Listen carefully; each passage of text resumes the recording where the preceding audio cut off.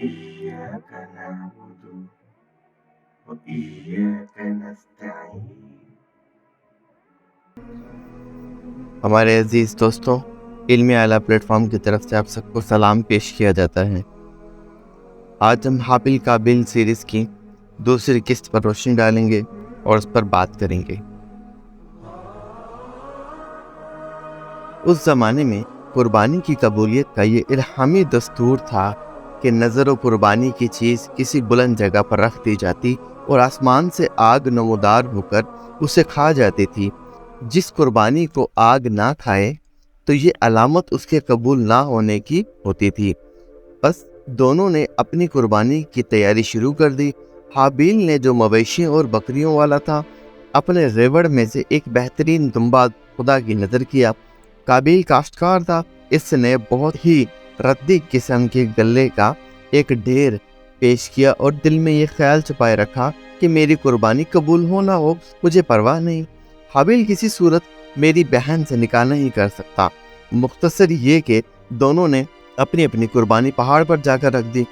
پھر حضرت آدم علیہ السلام نے دعا کی اور آسمان سے ایک آگ آئی اور حابیل کی قربانی کو کھا گئی، اور قابیل کی قربانی جوں کی توں پڑی رہی، اور اس طرح قبولیت قربانی کا شرف حابیل کے حصے میں آیا۔ اس پر قابیل کو اپنی ناکامی کے ساتھ رسوائی کا منہ دیکھنا پڑا۔ وہ اپنی اس توہین کو کسی طرح برداشت نہ کر سکا اور اس کے دل میں حسد کی آگ بھڑک اٹھی۔ اس نے حابیل سے صاف کہہ دیا کہ تو اس لڑکی سے نکاح کرنے سے باز آ جا، ورنہ میں تجھے جان سے مار ڈالوں گا۔ جو لوگ غرض کے دیوانے ہوتے ہیں وہ سوائے اس کے کچھ نہیں جانتے کہ جس طرح بھی ہو سکے ان کی خواہش پوری ہو، اور جو کوئی اس سے پورا ہونے میں رکاوٹ ڈالے اسے کسی نہ کسی طرح اپنے راستے سے ہٹانے کی سرتور کوشش کرتے ہیں، سازشیں کرتے ہیں، رشوتیں دیتے ہیں، دھمکیاں دیتے ہیں، غرض کسی بات سے نہیں چکتے، گناہ ثواب، حرام حلال، غرض کے تمام قواعد و ضوابط کو پس سے پس ڈال دیتے ہیں۔ قابیل نے اسی طریقے کی بنیاد ڈالی۔ اس کی خواہش حسن پرستی اور جوش حسد اور غیظ و غضب نے اس کو باولا اور اندھا سا بنا دیا تھا۔ وہ اس کے سوا کچھ نہیں سوچتا تھا کہ وہ اپنے بھائی کو قتل کرے اور پھر اپنی مراد حاصل کرے۔ بالآخر اس نے غیظ و غضب میں آ کر حابیل سے کہا کہ میں تجھ کو قتل کیے بغیر نہ چھوڑوں گا تاکہ تو اپنی مراد کو نہ پہنچ سکے۔ حابیل نے اس وقت بھی غصے کی بات کا جواب غصے کے ساتھ دینے کے بجائے ایک اصولی بات کہی، جس میں اس کی ہمدردی اور خیرخواہی بھی تھی کہ اللہ تعالیٰ کا یہ دستور ہے کہ وہ متقی اور پرہیزگار کے عمل کو قبول فرمایا کر۔ اگر تم تقوی اور پرہیزگاری اختیار کرتے تو تمہاری قربانی بھی قبول ہوتی۔ تم نے ایسا نہیں کیا، اس لیے تمہاری قربانی قبول نہ ہوئی۔ اس میں میرا کیا قصور ہے؟ قابیل یہ سن کر اپنی نیت کی کھوٹ کی طرف توجہ کرنے کی بجائے حابیل پر حسد کرنے لگا۔ یاد رکھو، جب آدمی پر حسد کا دورہ پڑتا ہے تو اس کو اپنی کوتاہیاں اور نالائکیاں نظر نہیں آتی، بلکہ وہ اپنی ناکامیوں کے تمام اسباب دوسروں کے اندر ڈھونڈتا اور تلاش کرتا ہے۔ اس غصے میں ان کے درد پہ انتقام و آزار ہو جاتا ہے۔ افراد میں اس بدبختانہ کردار کی سب سے پہلی مثال قابیل نے پیش اور اقوام میں یہود نے۔ اس آئینے میں ذرا ہمیں اپنا منہ بھی دیکھنا چاہیے۔ کیا آج بھی حابیل و قابیل کا وہی قصہ تو نہیں دہرایا جا رہا جو بہت پہلے پیش آ چکا ہے اور جس کی روایات کی دنیا کو یہود ہی کے واسطے سے پہنچی ہے؟ کسی شخص کو جب یہ نظر آئے کہ اللہ تعالیٰ نے اپنے کسی بندے کو کوئی خاص نعمت عطا فرمائی ہے تو اسے چاہیے کہ حسد نہ کرے، بلکہ اپنی محرومی کو کوتاہی عمل اور اپنے گناہوں کے سبب سے سمجھ کر ان سے تائب ہونے کی فکر کرے، اور دوسرے کی نعمت کے زوال کی فکر میں پڑنے کی بجائے اللہ کریم سے اپنے لیے بھی اس نعمت کی استدعا کرے۔ اسی میں اس کا فائدہ ہے۔ اس سے وہ حسد جیسے گناہ سے محفوظ بھی رہے گا اور اپنے دوسرے گناہوں سے تائب ہونے کا موقع بھی ملے گا، اور سب سے بڑھ کر یہ کہ اللہ کریم اس کی توبہ قبول فرما کر اس پر اپنے رحم و کرم کی بارش فرما دیں گے۔ اللہ تعالیٰ کے نزدیک قبولیت کا دار و مدار تقویٰ پر ہے۔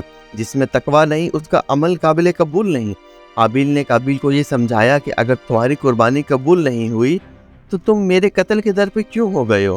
حالانکہ اس میں نہ میرا قصور ہے نہ خدا تعالیٰ کا، بلکہ سراسر قصور تمہارا اور تمہاری نیت کا ہے۔ اگر تمہیں قربانی کے رد ہونے کا غم و غصہ ہے تو تقویٰ کی فکر کرو، نہ کہ میرے قتل کی۔ میرے قتل کرنے سے تمہاری قربانی کی قبولیت کس طرح کھلے گی؟ معلوم ہوا کہ عمد اللہ قبولیت عمل کا دار و مدار اخلاص و تقوی پر ہے۔ حضرت علی رضی اللہ تعالی عنہ کا ارشاد نقل کیا گیا ہے، آپ نے فرمایا تقوی کے ساتھ کوئی چھوٹا اور تھوڑا عمل بھی قلیل نہیں ہوتا، اور جو عمل قبول ہو جائے وہ عمل قلیل کیسے ہو سکتا ہے۔ اسی طرح حضرت ابو ذر رضی اللہ تعالی عنہ فرمایا کرتے تھے کہ یہ بات اگر یقینی طور پر طے ہو جائے کہ میری ایک نماز اللہ تعالیٰ کے نزدیک قبول ہو گئی تو میرے لیے وہ نماز ساری دنیا اور موجودات دنیا سے زیادہ محبوب ہوگی، کیونکہ اللہ تعالیٰ صرف تقوی والوں کا عمل قبول فرماتے ہیں۔ مختصر یہ کہ حابیل نے جب یہ دیکھا کہ یہ مجھے قتل کرنے کے لیے اقدام کر رہا ہے تو اس نے کہا کہ اے بھائی، میں تو کسی طرح تجھ پر ہاتھ نہیں اٹھاؤں گا، کیونکہ میں اللہ رب العالمین سے ڈرتا ہوں جس نے مجھ کو اور تم کو دونوں کو پیدا کیا ہے، اور جس نے ایک دوسرے کے جان و مال کے احترام کی ہدایت فرمائی ہے۔ اگر تم مجھے قتل کرو گے تو میرے قتل کا بار گناہ بھی تمہارے سر پر ہوگا، پھر تو دوزخیوں میں سے ہو جائے گا۔ مگر قابیل نے حابیل کی بات ایک نہ سنی، اس کے حسد نے اس کو بالآخر اپنے بھائی کے ہولناک قتل پر آمادہ کر ہی لیا۔ قدرت نے انسان کے اندر ایک نفس لوامہ ودیع فرمایا ہے جو اس وقت تک کسی ارادہ جرم کے خلاف احتجاج کرتا رہتا ہے جب تک مختلف تعبیروں اور بہانوں سے آدمی اس کی زبان بند نہ کر دے۔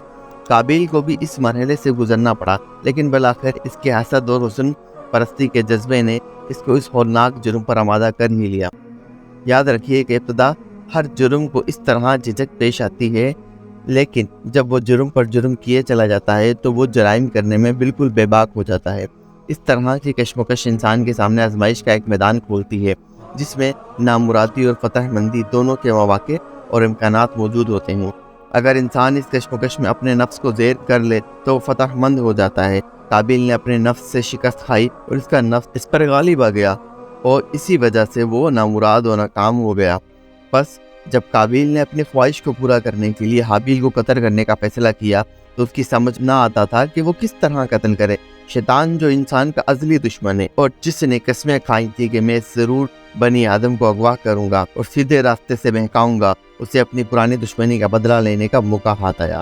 وہ بیس بدل کر قابیل کے سامنے آیا اور ایک پرندے کو پکڑ کر پرندے کا سر پتھر پر رکھا اور اوپر سے دوسرا پتھر مار دیا۔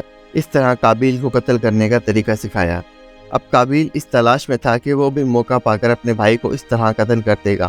چنانچہ حابیل ایک دن سویا ہوا تھا تو قابیل نے ایک بھاری پتھر اٹھا کر اپنے بھائی کے سر پر مارا اور اس طرح اپنے بھائی کو قتل کر دیا۔ اس جرم کے ارتکاب پر وہ نقصان اٹھانے والوں میں سے ہو گیا، یعنی اس قتل سے اس کو دین اور دنیا دونوں میں خسارہ ہوا۔ دنیا کا نقصان یہ ہوا کہ والدین ناراض ہوئے اور بھائی جیسا ساتھی اور مددگار کھو بیٹھا اور قیامت تک کے لیے بدنام اور رسوا ہو گیا۔ اور آخر کا خسارہ یہ ہوا کہ ظلم و تعدی اور قطع رحمی کی وجہ سے اللہ تعالیٰ اس سے ناراض ہو گئے اور قطع رحمی کا بانی ہونے کی وجہ سے ہمیشہ کی سزا کا مستحق ٹھہرا۔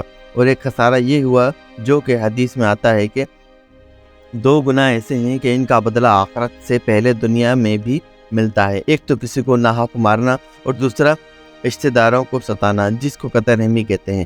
قابیل نے یہ دونوں ہی جرم کیے، اور ایک روایات میں یہ بھی آتا ہے رسول اللہ صلی اللہ علیہ وآلہ وسلم نے فرمایا دنیا میں جب بھی کوئی ظلم سے قتل ہوتا ہے تو اس کا گناہ حضرت آدم علیہ السلام کے پہلے بیٹے قابیل کی گردن پر ضرور ہوتا ہے، اس لیے کہ وہ پہلا شخص ہے جس نے ظالمانہ قتل کی ابتدا کی اور یہ ناپاک سنت جاری کی۔